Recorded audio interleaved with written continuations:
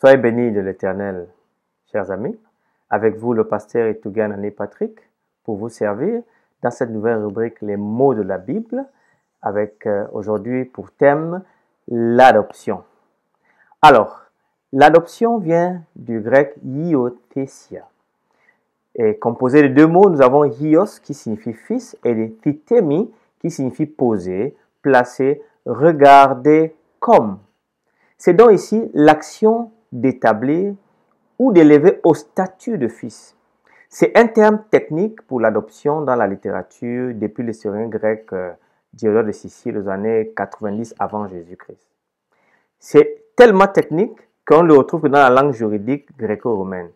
Par conséquent, le terme n'apparaît jamais dans la Septante, dans la traduction grecque de l'Ancien Testament juif, qui ne reconnaissait pas dans la loi mosaïque l'adoption. Vous avez l'esclavage, vous avez la servitude, par exemple Genèse chapitre 16, verset 2, vous avez Genèse 48, verset 5, Genèse 50, verset 23.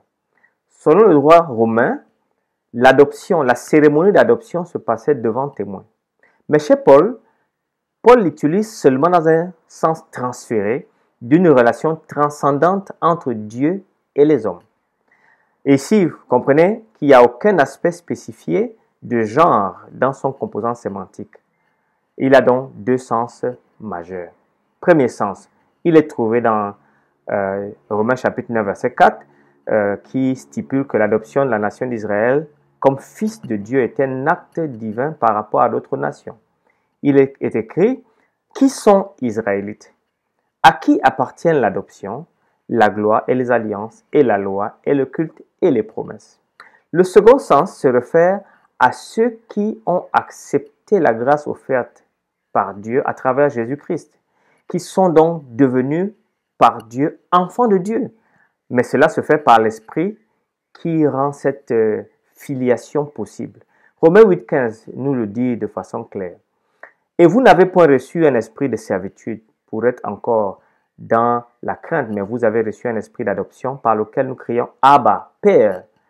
Éphésiens 1,4 va ajouter une nuance intéressante. En lui, nous avons été élus avant la fondation du monde pour que nous soyons saints et irrépréhensibles devant lui, nous ayant prédestinés dans son amour à être ses enfants d'adoption par Jésus-Christ, selon le bon plaisir de sa volonté. Alors, vous comprenez que l'adoption ici a des implications. L'implication première de l'adoption est qu'ayant le statut de fils, nous n'avons donc pas à vivre comme ceux qui possèdent l'esprit d'esclavage. Nous avons été appelés à la liberté, nous sommes fils de la maison et nous entrons dans la pleine possession de notre hiothesia seulement à l'accomplissement de toutes choses. Romains chapitre 8, verset 23. C'est donc un statut virtuel qui s'actualisera dans le futur. Le statut de fils est donc conféré par l'acte de Dieu dans la promesse de l'alliance, sous son regard d'amour. Éphésiens chapitre 1, verset 4. Ce statut dépend donc de la grâce de Dieu et se reçoit par la foi. Galates chapitre 4, verset 5. Et c'est donc une invitation à vivre une vie pleinement sanctifiée, sans reproche, sous le regard d'un Dieu bienveillant, qui est Père, jusqu'à ce que Jésus revienne nous chercher. En conclusion donc, l'adoption est cette relation que Dieu s'est plu à établir entre lui-même et les Israélites, en préférence aux autres nations. De deux, la nature et la condition des vrais disciples en Christ, qui par la réception de l'Esprit de Dieu en leur âme, sont devenus également enfants de Dieu, sans spécificité de genre. Et c'est finalement l'état de bénédiction considéré pour la vie future après le retour visible de Jésus-Christ dans les cieux. Que le Seigneur vous bénisse. Vous avez été au cœur de la vérité, les mots de la Bible.